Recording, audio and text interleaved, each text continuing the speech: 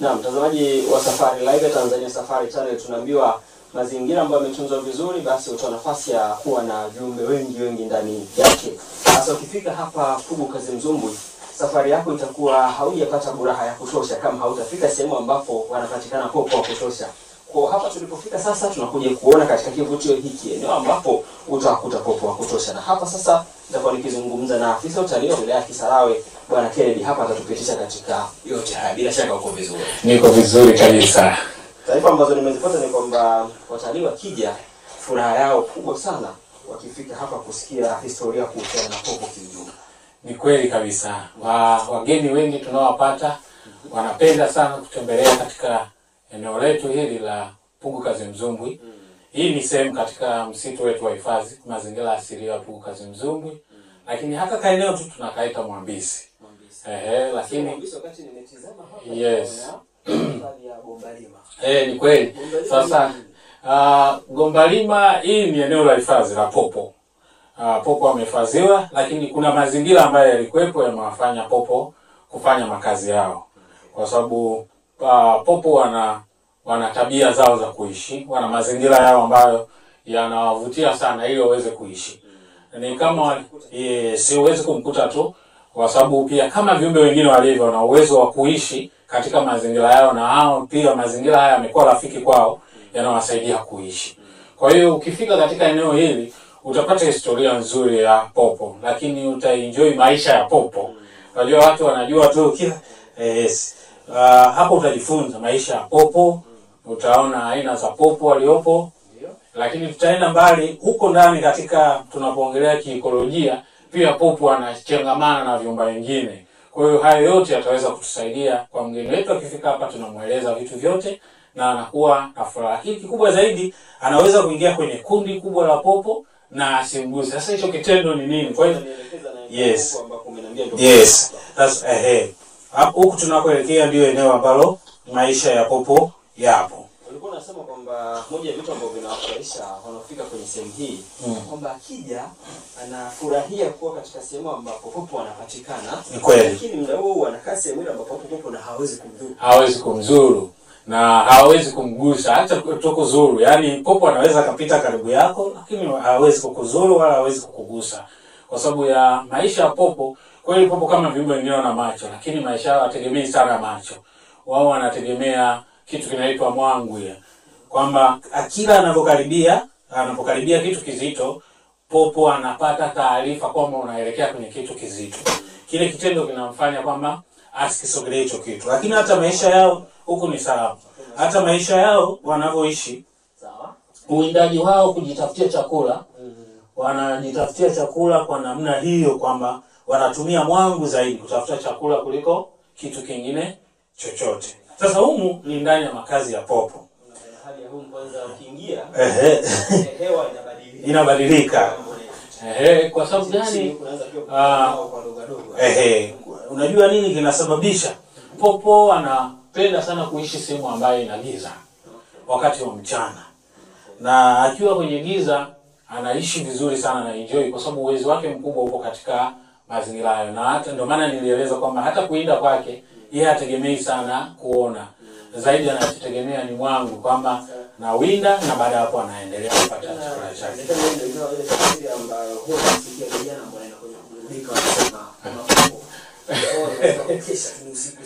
Ni mambo ya usiku, mambo ya giza.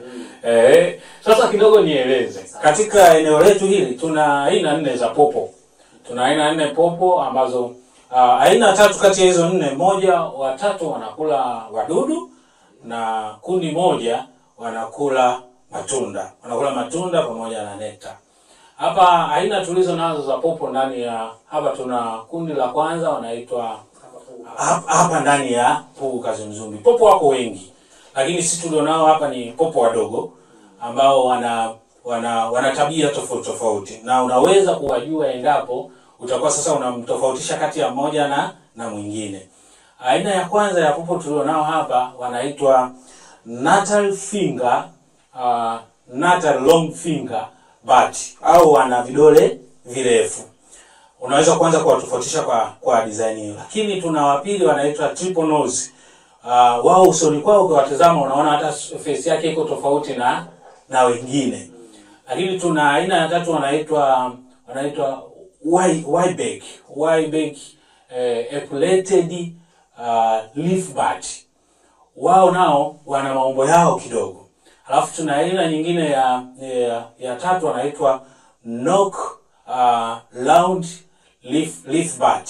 Hao nao ni aina nyingine. Lakini katika kundi hilo kuna popo mmoja ambao kundi moja wao wanakula matunda. Maana katika aina hizi zote ni tafsiri halisi kwamba hata kwenye utalii ni fursa moja hapo ya kuja kufanya utafiti hapa katika. Yes, ni eneo zuri, wanaweza kuendelea kufanya utafiti kwa sababu eneo hili la Mapango kwa maisha ya popo kwao ni rafiki zaidi. Kwa sababu popo si wote wanaweza kuishi mazingira ya wazi. Wengi wanapenda kuishi mazingira ya kificho. Kuna tabia za kujilinda zinasababisha hivyo pia, kwamba wanapokaa katika maeneo kama haya wanajilinda katika hilo. Lakini pia ni sehemu nzuri kwa wao kuzaliana. Lakini hizi aina zote wote wanakaa pamoja au kuna namna wanajitenga? Huku kuna makundi unaweza ukaziona kwa sababu hizo tabia kidogo zinatofautiana. Anayekula wadudu na anayekula matunda kidogo wanatofautiana katika namna wanavyoishi. Na wanaokula wadudu wao mara nyingi wanakaa pia kifamilia kama wale ambao wa matunda. Ila hao wa matunda wengine unaweza kuwakuta kwenye maeneo ya wazi, kwenye miti mikubwa, wanapenda kukaa kwenye miti mikubwa pamoja na zile familia zikiwa zinaishi kwa namna hiyo. Hapa tumeanza kukaribia kwenye eneo la kwanza ambao ndani yake kuna popo. Sasa eneo hapa ambacho nataka nifahamu. Yes. Naona tayari hapa tulipo popo wanatuzunguka hapa na ruka hapa. Yeah. Hawa muda wao wa kutafuta chakula ni wakati gani? Popo anatafuta chakula usiku. Wakati wa usiku anatoka ndani ya mapango na anaelekea nje kwenda kutafuta wadudu. Na kwa utafiti ambao tumeufanya pia, nyakati za jioni popo wanapotoka hapa wanakwenda kwenye maeneo makubwa kama miji ya Dar es Salaam. Na inaonekana pia haya makundi ya popo yanafika mpaka kwenye hospitali kubwa kama Muhimbili. Kule kwa sababu kuna wadudu wengi. Yaani lengo ni kutafuta chakula. Chakula chao ni wadudu. Wale ambao wanakula matunda wanaenda kwenye miti kwa ajili ya kutafuta matunda. Kule ni mbu ni wengi na nini wale wadudu kwa sababu wao ni popo wadogo. Hata wadudu wanakula ni wale wadudu wadogo sana. Yeah. Sawa, mtazamaji wa Safari Live Tanzania Safari Channel. Hapa tulipo ni sehemu ambapo ukifika hapa basi utapata nafasi ya kuweza kujifunza mengi kuhusiana na hawa popo, lakini pia kufahamu kuhusu maisha yao. Sisi tunaendelea kukuonesha zipo njia tofauti hapa na kila unapoingia huku basi na shaka ni sehemu ambayo unakutana na popo kutokana na hii ni moja ya chumba ambacho kina popo wengi wa kutosha. Hichi chumba ni miongoni mwa chumba kimoja wapo kuna popo wengi wa kutosha. Usio na wasiwasi. Popo hata tukiwa katikati ya popo hawezi kukugusa. Ni kile nilichoeleza kwamba popo anaishi kwa mwangwi. Kadri anavyotusogelea sisi, huyu popo anajua hapa nataka kugusa kitu ambacho sio rafiki kwangu. Sasa kwenye maisha ya popo, kwenye maisha ya popo pia popo wana mbali ya chakula. Hao popo wanaendeleza kizazi chao. Kizazi cha popo kinaendelezwa nao wanazaliana kama wanyama wengine.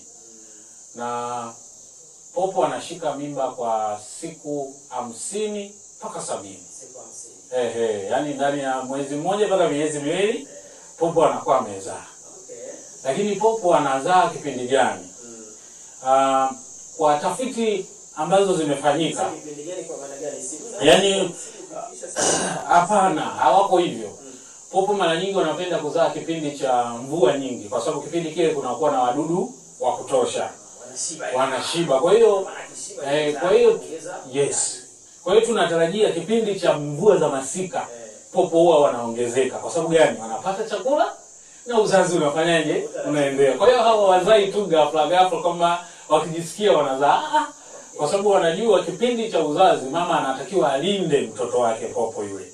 Na anatakiwa mnyonyeshe. Sasa anamnyonyeshaje? Lazima ahakikishe kwamba ana chakula cha kutosha. Sasa hawezi akatoka hapa anafuata chakula Dar es Salaam zaidi ya kilomita 50 alafu aje azae alee na mtoto, hapana.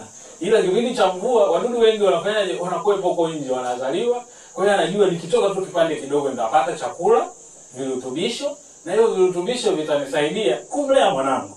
Kwa hiyo hicho ndicho ambacho wanafanya. Na popo ananyonyesha pia kwa siku zisizozidi 50, siku 50 mpaka siku 70. Inategemea na aina hapo. Kwa popo ambao tulio nao hapa.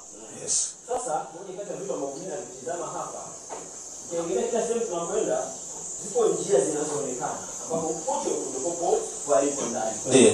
Ilitokeaje mpaka kukawa kuna popo hili na pia njia hizi zikatengenezwa? Nini kilitokea? Sasa haya mapango, haya ni ya shughuli za kibinadamu. Ndiyo yalianzisha haya mapango. Hapo zamani kabla hatujawa na hifadhi ya mazingira asilia, hapa kulikuwa na kiwanda. Kulikuwa na kiwanda cha kutengeneza vifaa vya majumbani na maabara. Vile vifaa vya ceramic, vifaa vya udongo. Na ukitizama unauona haya ni madini. Haya ni madini ya kaolin, kwa Kiswahili tunaita dongo jasi.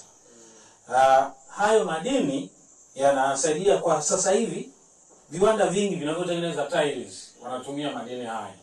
Wanaotengeneza vyombo vya udongo kama nilivyosema, tumia tiles, gypsum. Lakini pia hii nayo ni poda. Hii hapa hii, ukishika hivi kwa sababu tunaona namna inavyokuwa mpaka mwisho inakuwa kama poda ya kawaida. Kwa hiyo inatumika kwa shughuli mbalimbali. Sasa kipindi hicho kiwanda kipo, humu ndio walikuwa wanachimba. Wanachimba kwa kwenda huko. Sasa zile shughuli za kibinadamu ziliposimama, haya mapango yamebaki katika hali ya nini? Ya utulivu. Ndipo popo sasa katika kutafuta makazi yao, manake wameona hili eneo linafaa kuishi kwa sababu ile eneo ni giza na ni eneo limetulia. Na ndivyo ilivyo, na maana tunasema uhifadhi una umuhimu wake.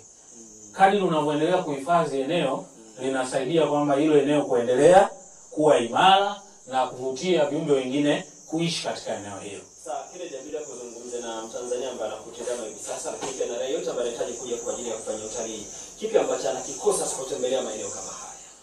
Kitu cha kwanza anachokosa, kwanza watu wengi popo kwanza kuna imani tofauti. Watu wengi wakiona popo wanahisi kama ni jambo la kichawi hivi. Yaani mtu akitembelewa na popo, akitembelewa nyumbani kwake anahisi kama mambo ya kichawi. Lakini akija huko atakuja kujua kwamba popo ni kiumbe wa kawaida. Anaweza akakupitia karibu na usipate shida yana yoyote. Sawa. Na mtazamaji wa Safari Live ya Tanzania, Safari Channel, ni madini ambayo utayapata kutoka kwenye kipindi cha Safari Live ambacho kinakuja kila siku ya Jumamosi kuanzia saa 9 kamili jioni. Hapa tupo Pugu Kazimzumbwe ambapo tunafahamu vivutio vingi ambavyo vipo katika eneo hili. Salia nasi mpaka tamati, tuendelee kuonyesha kila eneo, lakini pia kila kivutio ambacho tutakipata katika sehemu hii. Kwa sije.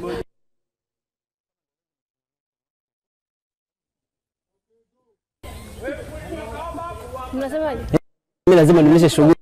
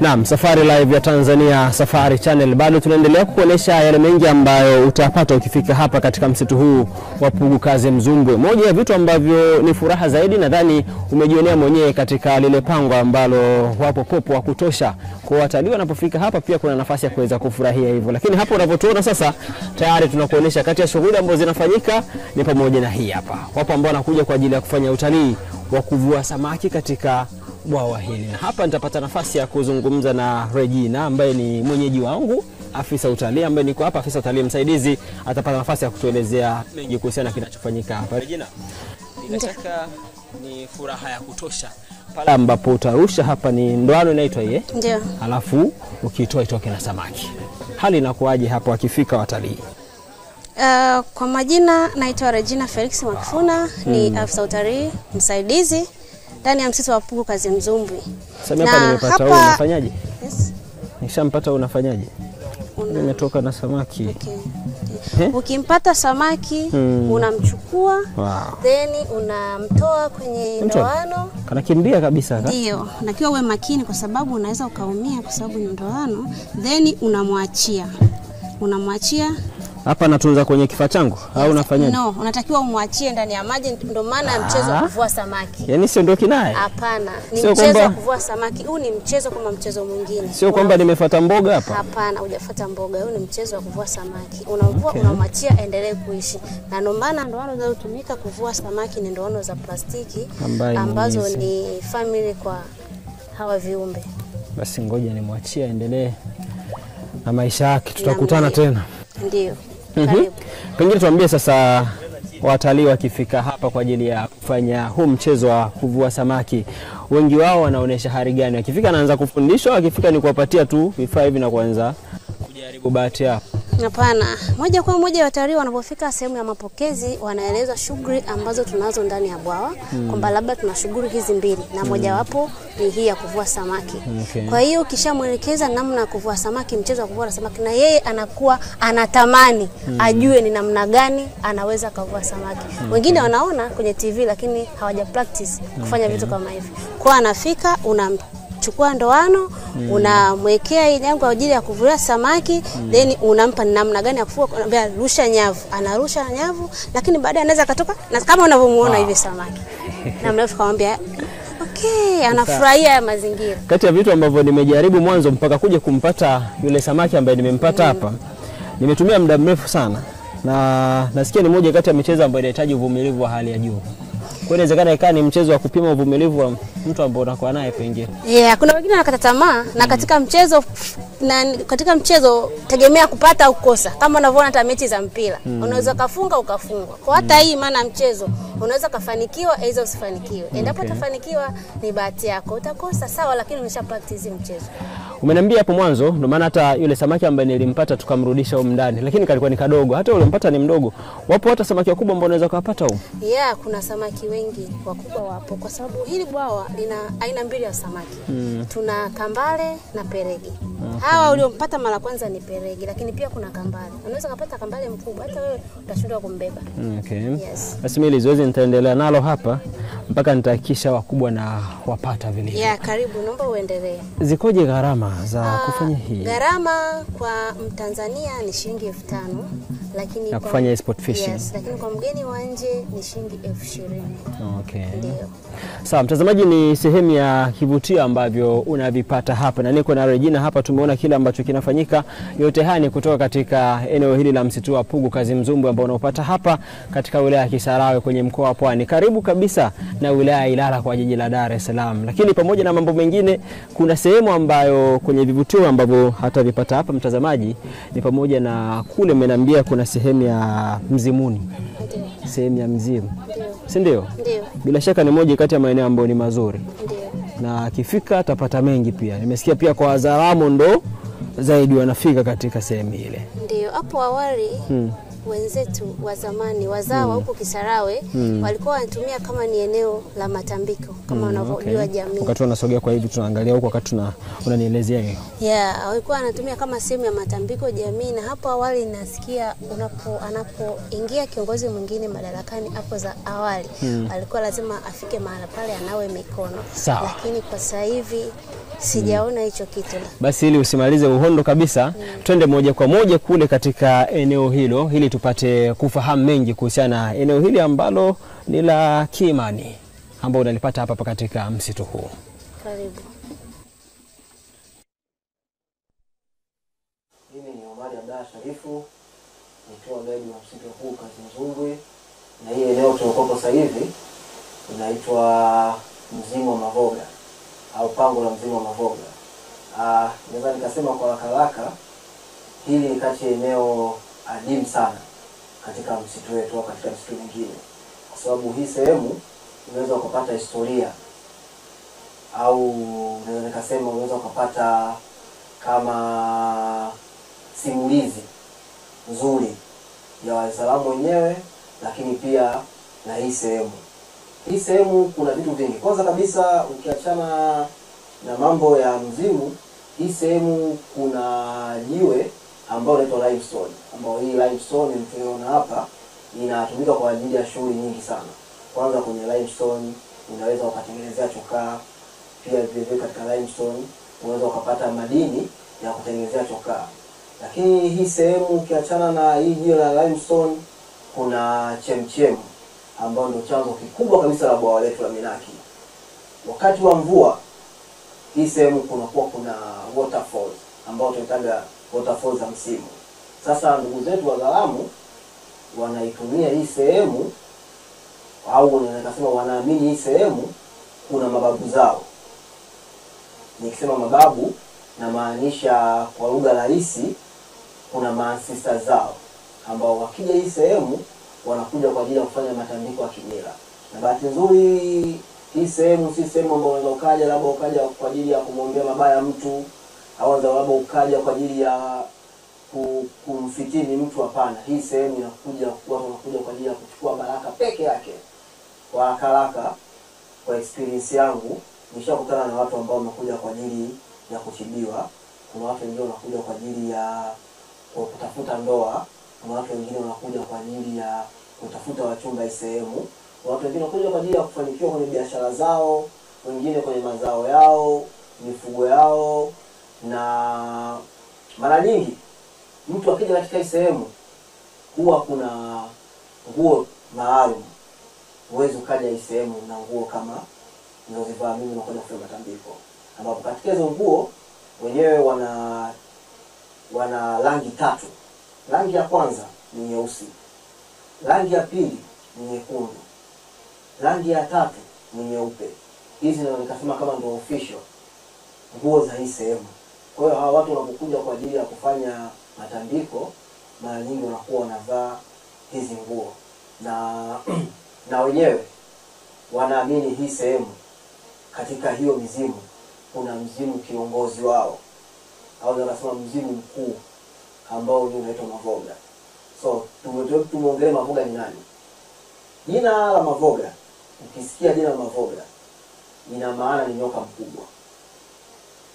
Ndio sawa, unaweza mkajiuliza maana nikishasema mzimu na maanisha ni kitu ambacho kiko intangible, kwamba akishikiki na wala kionekaniki.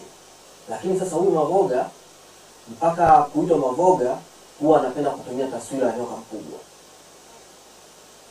Kwa hiyo sasa tumeshapata maana halisi ya neno Mavoga, kwamba ni nyoka mkubwa, ndio mtawala wa hili eneo au nikasema ndio mkuu wa hili eneo.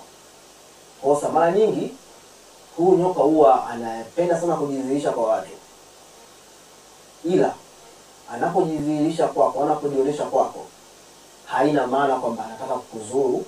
Pengine kuna kitu ambapo anataka kuokoe au kuna kitu ambacho kinachoendelea hauhitajiki kukiona. Picha kwanza sisi wakati tumeanza utalii sehemu tulikuwa tunapata sana bahati ya kumuona. Lakini kipindi hicho tulikuwa tukimuona tulikuwa hatujui nini ambacho tunatakiwa tukifanye. Lakini hawa wazalamu wenyewe wana tamaduni zao, kila mwaka wanakuja kufanya matambiko yao ya kiujumla. Kwa hiyo siku walipokuja mara ya kwanza wakatukuta sisi, bahati nzuri wakafuata utaratibu wote huu wa msitu ambao kwamba sasa hivi inabidi kuna kiingilio, kuna sehemu ya kiutalii 1 2 3. Nashukuru Mungu hawakulizisti, walifanya taratibu zote za kiofisi. Tulipoingia nao huku baada ya kufanya shughuli zao, baadaye mkuu wao akatwambia, wajukuu zangu mnafanya kukazi, lakini kuna vitu inabidi mvijue. Tukaambiwa kitu cha kwanza, kama mnapata bahati sana kumuona huyu, sio kwa ajili ya kuwazuru, hapana, yupo kwa ajili ya kuwakataza au kwa ajili ya kuelekeza. Tukapewa sheria ya kwanza toka kuingia ndani ya mzimu, hakikisha mwili wako unakuwa msafi, lazima uoge. Let's say labda hata kama una majanaba au na uchafu mwingine wowote, inabidi uoge. Naam, hayo ndo yale ambayo nilikwambia kwamba utapata nafasi ya kuweza kuyaona na kuyasikia kutoka kule katika eneo ambako zinafanyika ibada, matambiko katika sehemu ya Mizimuni. Bila shaka Regina, sasa kwa kumalizia hapa, zungumza na yule ambaye anatutizama kupitia Safari Live ya Tanzania Safari Channel. Wewe ulikuwa unatuelezea kuhusu hii sport fishing, mchezo wa kuvua samaki. Ongea na Mtanzania ambaye anaweza kaja kwa ajili ya kufanya utalii katika eneo hili. Mimi napenda kuwakaribisha Watanzania wote, lakini na watu wa nje pia, kwa sababu tunapokea wageni wa aina mbili au wageni nyingi tofauti. Mtanzania utakapofika hapa, gharama yako ni shilingi 5,000 tu kufanya mchezo wa kuvua samaki, lakini mgeni wetu wa nje ni shilingi 20,000 tu. Ni gharama ambazo sio gharama kubwa, unaweza ukapata huduma kuvua samaki. Kwa sababu zinafanyika shughuli za uhifadhi, lakini pia mwanzo uliniambia kwamba hapa uruhusiwi kwa namna yote kuondoka na samaki ambao utapata. Bila shaka inabidi pia umakini ongezeke. Sije kaja mtu na kipochi chake bwana hapa. Shanga ghafla amepotea na samaki hapa. Na huu ndo maana halisi ya uhifadhi. Hifadhi mazingira, unapoingia uacha unyayo wako tu kwenye mazingira. Kwa hiyo hata hapa utakapokuja kuvua samaki, acha mkono wako tu kwenye ile ndoano ulioshika, kwa sababu hata ukimpata samaki, wewe ni kuchukua na kumrudisha ndani ya maji ili endelee kuishi. Ndio maana halisi ya mchezo wa kuvua samaki, lakini pia ndio maana halisi ya uhifadhi. Ndio maana halisi ya mchezo wa samaki, lakini pia ndio maana mchezo wa kuvua samaki, lakini pia maana halisi ya uhifadhi. Akimaliza hivyo Regina kwa namna hiyo. Lakini mtazamaji, tukiwa bado hapa unaendelea kupata vionjo tofauti, kupata vivutio tofauti na kusikiliza simulizi nyingi kutoka katika eneo hili la msitu huu wa Pugu.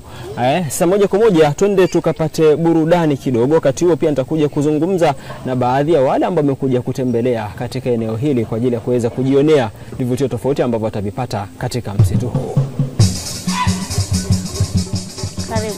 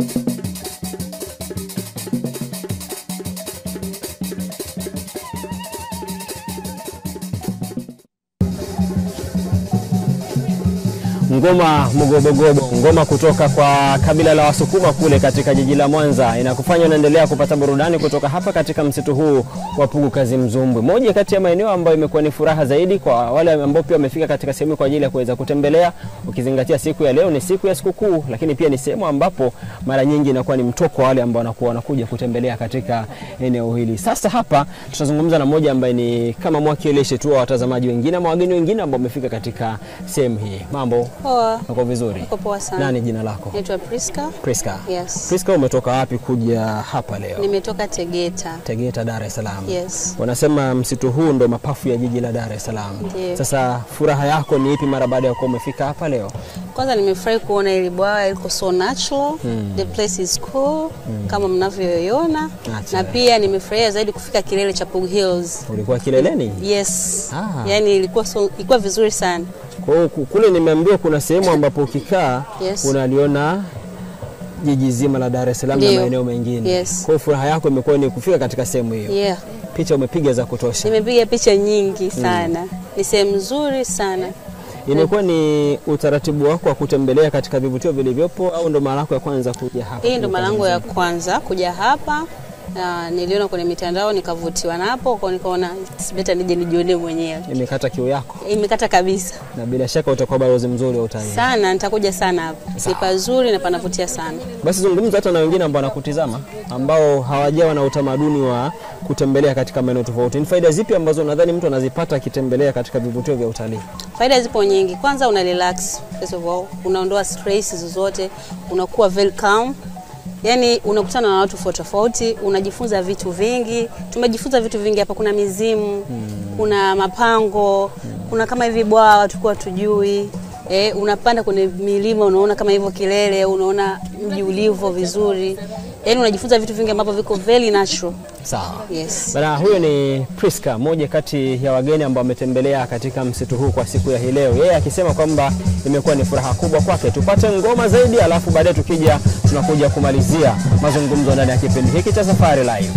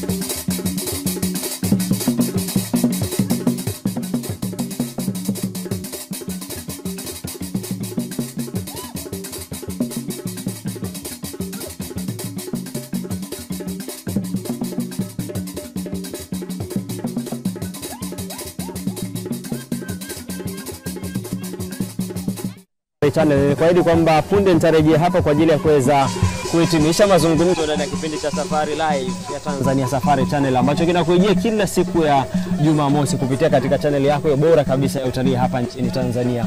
Sasa tumalizie katika mazungumzo yetu. Tumesikia mengi hapa kuhusu kiingilio, tayari tumesikia mtu akifika hapa ni kwa namna gani anaweza akafika kwenye eneo hili ambaye pengine ametizama kipindi hiki na anatamani walau yeye kesho ama siku nyingine kuwa mgeni hapa. Anaweza akafikaje? Kwanza kabisa kama nilivyozungumza awali kwamba kutoka Posta ni kilomita 20. Kwa ukipanda daladala ambazo zinaishia Gongo la Mboto kutoka eneo lolote lile, lakini zinazoishia Gongo la Mboto, maana yake sasa ukishafika Gongo la Mboto na panda za Kisalawe, umeshafika katika msitu wa mazingira asili ya Pugu Kazimzumbwe. Na usafiri unapatikana kirahisi, unaweza kukodi boti au kupanda usafiri wa umma, public transport hizi, ukafika katika mazingira yetu ya Pugu Kazimzumbwe. Na viingilio ni rafiki. Kiingilio kwa mtu mzima ni shilingi 5,000, kwa mtu ambaye ana miaka 5 mpaka 18 ni shilingi 2,000, na mtoto chini ya miaka 5 anaingia bure kabisa. Wanafunzi huko mashuleni, vyuoni huwa na zile ziara zao za kimasomo, wanatoka wanakwenda sehemu tofauti kujifunza, lakini pia tunasema ile kurefresh akili zao.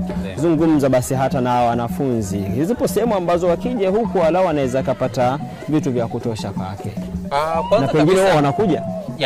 Kwanza ni washukuru shule zote ambazo tayari zimeshapata nafasi ya kutembelea katika msitu wetu wa mazingira asilia, lakini pia nikaribishe shule zote ambazo bado hazijapata nafasi ya kuja kutembelea katika msitu wetu wa mazingira asilia waweze kukaribia katika eneo letu. Mazingira yetu ni rafiki, ni sehemu nzuri ya kujifunza, ni sehemu nzuri ya kufanyia mazoezi, ni sehemu nzuri ya kufanyia refreshment kwa wanafunzi wetu hawa. Sawa, mtazamaji wa Safari Live ya Tanzania Safari Channel, mara zote kama ambavyo tunakwambia tumerithishwa, tuwarithishe. Kazi ambayo tunayo sisi ni kuhakikisha kwamba tunakufikishia kila ambacho kipo ndani ya eneo hili. Na leo tulikuwa katika msitu huu wa Pugu Kazimzumbwe ambao upo Kisarawe katika mkoa wa Pwani, na zaidi tukikuonesha vivutio mbalimbali vya utalii ambavyo unavipata katika eneo hili. Kwa ukitembelea hapa, pasi na shaka itakuwa nafasi kwako kuweza kujifunza mengi, lakini pia kujiweka katika hali ya usawa. Akili inaweza kaa imechoka, ukija hapa wala utapata vitu ambavyo vitakufanya uwe katika hali ambayo ni nzuri zaidi, lakini pia kuchangia katika pato la taifa. Tunafahamu katika sekta ya utalii serikali imekuwa ikiweka nguvu kubwa kwa kiasi chake ili kuweza kuweka mambo kwenda vizuri zaidi. Kufikia hapo, mimi niseme hatuna la ziada katika Safari Live kwa siku ya hii leo. Kwa niaba ya timu nzima ambayo imefanikisha matangazo haya kukufikia hapo ulipo, jina langu ni Idrisa Abubakar. Hadi wakati mwingine, Safari Channel tumerithishwa, tuwarithishe.